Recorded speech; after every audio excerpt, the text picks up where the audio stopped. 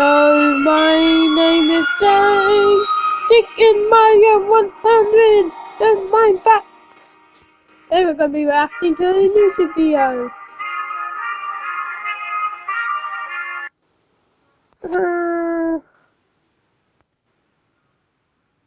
Because my Pokemon Go game is updating. Yay! I play Pokemon Go every day. I play Nope, not that. But still, I play Pokemon. I don't know what I'm actually going to react to. Oh yeah, I'm going to react to not a Killer King Star, a Chemical Day video.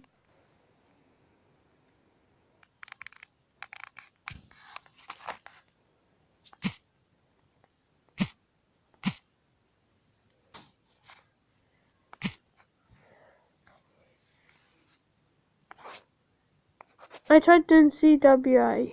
Nothing. Well.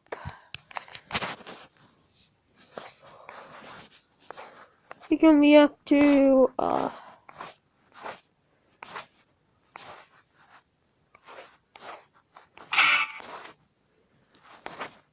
a Dragon Ball Z fan. Trust me, I am. Oh, Iron Man! Yay!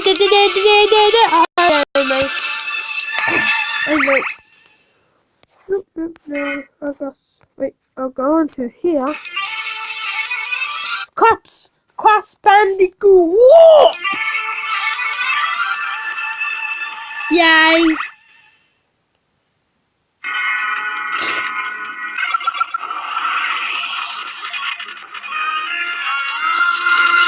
Yay! I like it. Greetings and salutations, my beautiful people, and welcome to the Ken and Chris Show, where I always have to do deciding whether or not a game deserves to be slaughtered or salvaged. And let's be honest, right here, right now, Crash Bandicoot 3 is going to get the salvage, so let's just do it right now and save some cherished seconds of our precious, treasured lives.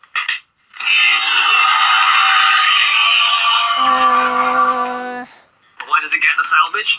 Well, where do I even begin? I mean, first of all, I am a little bit too nostalgic for this game. For my own good. This was the first game I ever played in my life, though. Me too! I still remember the day my dad ordered it through the post and I got to open it while he was at work. It made me very happy. I play on my nanny. Introduction to the world of games when I was still very little. And also because it's just fucking awesome, alright? Yeah.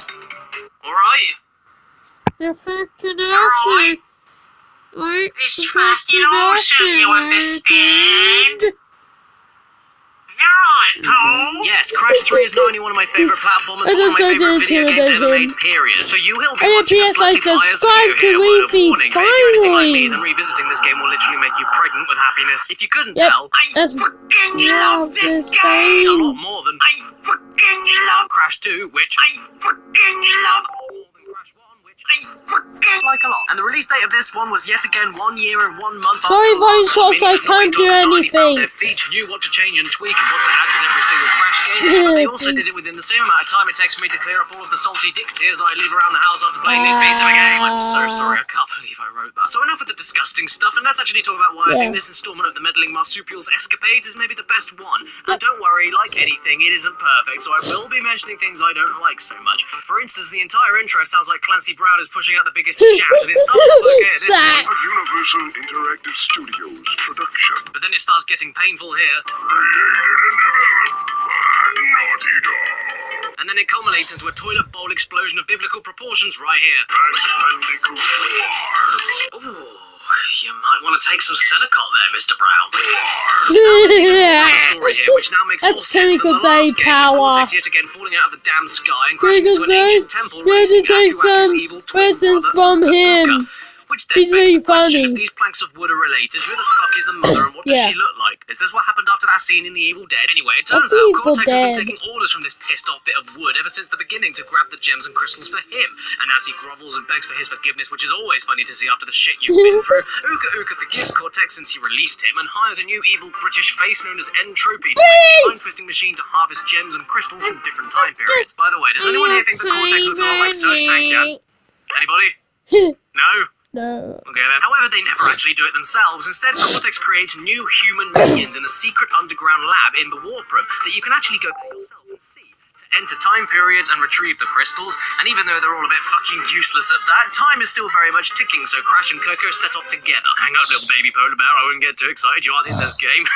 As they all try reaching the shiny things before the minions can stop them, while avoiding the indifferent, angry wildlife that plague Crash's linear stages. And it's a lot more exciting and varied because of that alone. Rayman Even is though the gameplay awesome. didn't do that much different at all from Crash 2. I like To be honest, it Rayman. didn't have much to add, it just made bouncing and jumping a lot more free, controlling and adjustable in the air, but everything else was the same. Running, jumping, the speed, weight, spinning, boxes, gems, crystals, Aku Aku, Wumpa Fruit. It just did everything that made Crash 1 and 2 the respective series it was, and did everything that Bubsy 3D didn't do.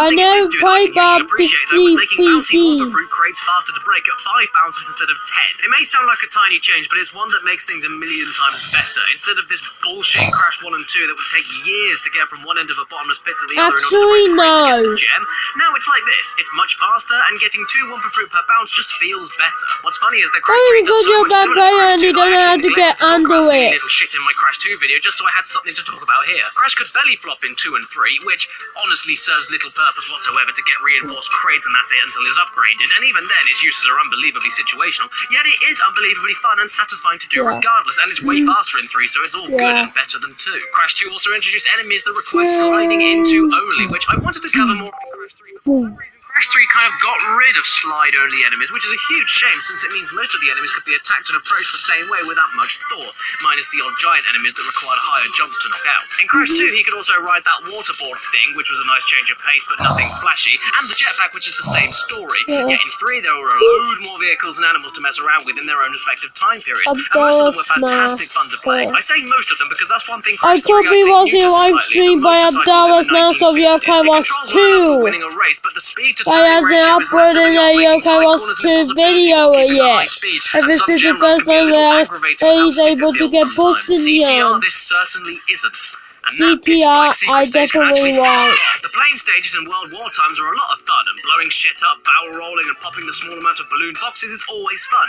It might be a little bit too slow though, and in Rings of Power it may be a little bit too fast. Coco's jet ski in Pirate Waters is brilliant and wonderful for your hands if vibration is turned on, and the water physics are just real enough for planning your approaches and cartoony enough for the sake of fast fun control. Underwater stations were a great change of pace if you ask me. Nice and open, atmospheric, and the following sub-gunning fish thing that you find was awesome with its missiles and ridiculous boost. And it's also great since if you were too reckless with it, you could lose it in one hit point and lose the chance to blow away any seaweed to reveal boxes for the gem. The baby dinosaur in the prehistoric times was also awesome since you had to hatch them first, and then once you're on them, not only could you jump higher and move faster, but also break boxes by touching them and get an extra hit point. And of course, I can't neglect to talk about most people's favourite moment from Crash 3's vast vehicle and riding segments, Coco's Tiger on the Great Wall of China. You mean the substitute to thing? riding and bear riding from Crash. And these stages were amazing, a bit slower than those in the games before it, but more densely designed and tricky to navigate. Crystals were obviously the main callback to Crash 2, along with gems for every crate being smashed. And not only is the box counter a fantastic touch, but also hidden coloured gems allowing access to other areas you searched previously returned, with harder routes to get more boxes and gems in other levels. And hey, even the secret routes for not dying in a stage for ultra hard optional content came back. Secrets even came back and were not as good or as clever as Crash 2, I'll admit, and there were only 2 notable ones in stages that were actually fucking ridiculous, and I reckon they could be done by complete accident, by hitting this sign on a cycling stage and getting picked up by a very specific pterodactyl in the yellow gem route of another fucking stage. Okay, and the rest were unlocked by... I'll talk about that later. Oh, and Crash 2 also introduced the world to the Crash dance whenever he got a gem, and yes, he does it here. It's magnificent. What? You want me to do it? Yes. Fuck off, I'm not doing it. So gameplay may have been the definition of not being broken, so not fixing it. Even the ice physics returned on this oily shit, but luckily it's a lot less crazy than Crash 2. But with the added stuff, along with the physics tweaking, it's definitely the definitive Crash experience in my opinion, and one thing I can really commend over Crash 2 is level design. Not only were there even more things packed into every corner with Naughty Dog's signature detail, and not only were there only like 2 stages with and not only were corridor linear levels built, but they allow you other ways of progression if you had the resources or enough skills to do it. But the designs were also just so damn memorable. Every area, even if being revisited later on, felt unique and totally different in how they were built, with new types of obstacles and enemies, new hazards, and more treacherous paths being introduced in every succeeding type of stage that you came into. And Crash 2 often felt like you were playing the same level, yet slightly harder with how it went around its level design for the same areas. But this game makes every level get gradually harder, along with looking and feeling like a totally different level within the same time time period, and because of that gives each stage a Because memorable I can tell identity me how that's been to engraved spell into my your head with every name, single placement of please, every if you single see object. I yourself, memorized the level tell design of this me. game so much that I love fucking around with Just them a lot, come like in here the when you stand back bottom. and make the frog in the distance follow you into its horrific suicide. Or here when you start running away towards the screen on this bonus platform, which triggers the dinosaur to chase you without ever even touching you. Yeah, we can know I also know the to little do trick that. about getting the yellow gem ridiculously early. The visuals are pretty much identical to the second game, yet with the time-travelling theme, they throw in way more interesting locations for a platforming game, more splashes of colour and more variety. Even when revisiting some time periods later in the game, you'll find the weather or the time of day completely shifting to give you new moods and a fresh theme on an area you've been to before. Grabbing crystals and gems also felt way more impressive and flashy with the snappier sound design, and the simple flourish of a sparkly explosion made the collectathon elements of this game a lot more standout and satisfying. Tiny details were also amped up, like with being able to find fake Crash hiding away in a Coco stage, who of course was based on a deathly Japanese plushie from the year before, and stuff like being able to bounce on Dingodile after defeating him, or spinning the tomb switches the enemies use to make blocks fall down from the ceiling makes the game feel more alive and one with Crash as you control him through it. And along with the added civilization detail, background animations, and tons more things on screen to absorb, not one screen feels void of life or even slightly empty, and you go all over the place here from the distant future to medieval That's why I'm times, going to even HD exotic Arabia. The soundtrack remake. is just as fantastic as before, not as great as Crash 2 overall if you ask me, yet still bouncy, infectiously catchy, and a lot more ambitious than before with different genres to match each time period with broader instrumental dynamics as well as tunes. Crash also had a lot more animations along with the death animations, which are some of the most cartoony and brilliant you'll ever see on the PS1.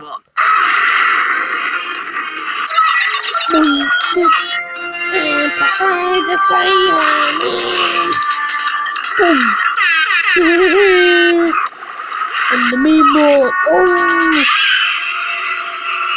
That's not cartoony at Death all. animations are even extreme enough that I managed to die here, but then grab the gem during my death animation descent and then exit the level totally unscathed. Fuck yeah. Oh, and how about this for new gameplay jacked up to 11? In a very Mega Man approach, Crash could now beat bosses and get properly rewarded for it with new power-ups. I've already mentioned the super belly flop you start with, but that doesn't come close to the usefulness of the double jump, death tornado spin, fruit bazooka, which was the coolest fucking thing ever when I was younger, yet doesn't have as much use nowadays for me, apart from getting a few boxes and speedy time and a few enemies. And the way the power-ups all work within each other to make the gameplay flow faster and more efficiently after you get better at them not only makes revisiting areas feel fresh and then let you access areas you couldn't before, but also the game taught you through bonus challenges and showed you that they could be used together, most famously with the double jump, death tornado, spin glide registered trademark, one of the coolest things I've ever seen implemented into a platformer, and much like the slide jumping Crash 2, could be used to bypass tricky segments, save your ass in more than one occasion, like in Tomb Raider with its rising water, and if you got really good with it, shortcut levels in half for extra time bonuses in the newly added time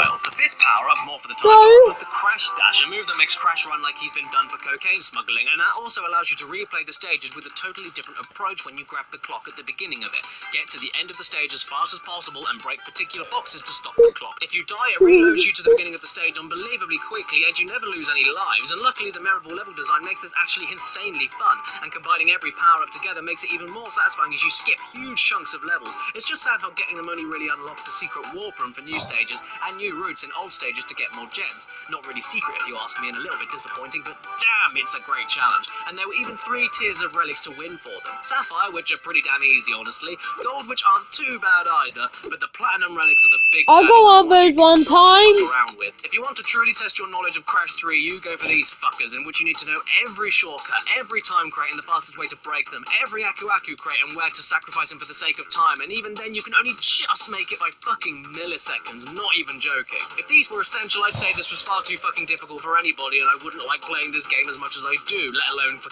kids. But luckily it is completely optional, just sapphires will do to complete the game. But you don't really want them, look. They ugly.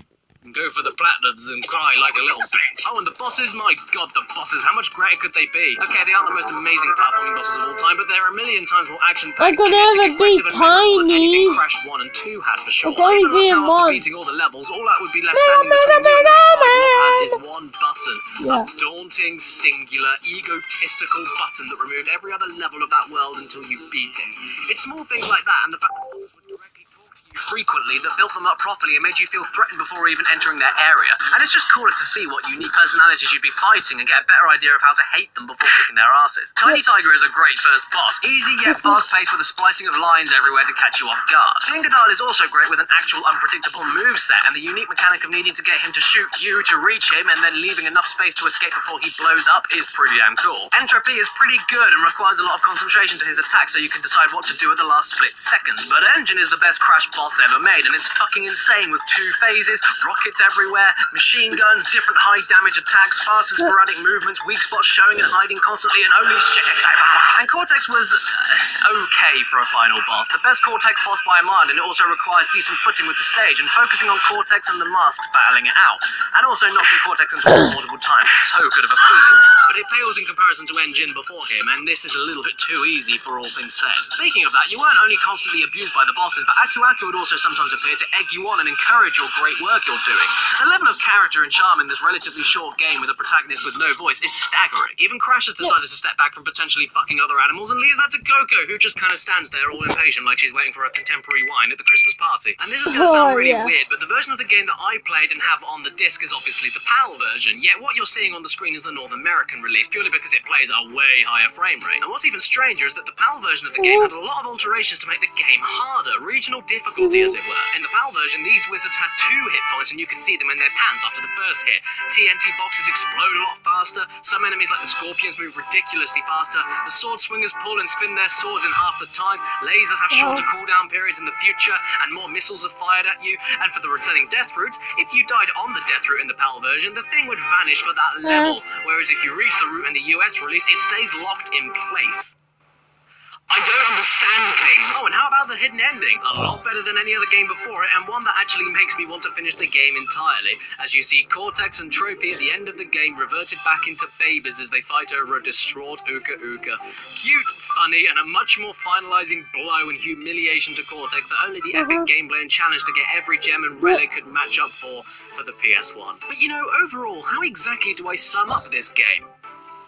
Bollocks to that, this game rocks my cock off, so how about I instead sum up Crash? Well, firstly, huge thanks to all of you at home for being so accepting and understanding towards me deciding to revisit this series, because as you can see, there was a lot of shit I completely abandoned in the supposedly deeper and more analytic retrospectives I did all those years ago. Secondly, going back on point, well, even though not revolutionary to any degree, it's clear to see why Crash became so beloved even from the dated, awkward moments in the first game, all down to the visual design, soundtrack, high production value, simple to grasp yet damn near impossible to master gameplay, really memorable level designs, and a firmly established charm, character, and identity. And with each succeeding game, it all just kept improving one year after the next, which isn't something that happens too often. Crash became the PlayStation mascot for years, helped shift heaps of consoles back in the day, and it's awesome that he's coming back to PS4 with his own remastered trilogy like he rightfully deserves. If you haven't already, check out the original trilogy and even Crash Team Racing for one of the best kart races I've ever played, and I especially recommend them all on the PS Store at individual cheaper prices than the first Super Mario Bros. Game. A classic, absolutely, but still, in my opinion, you get a lot more for your money with the digital Crash games. It's all a little bit warped, if you ask me. Also, Crash 3 makes me splooge. And so, because of all of that, Crash Bandicoot 3 Warped gets the sound. I've already done that, haven't I? Well, shit. Fuck. How am I going to end this video, then?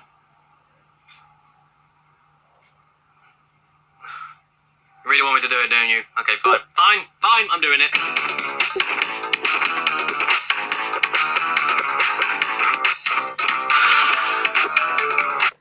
Yay! This video has been brought in part to you by chrono.gg/. That's the end. Goodbye. Goodbye. Yeah.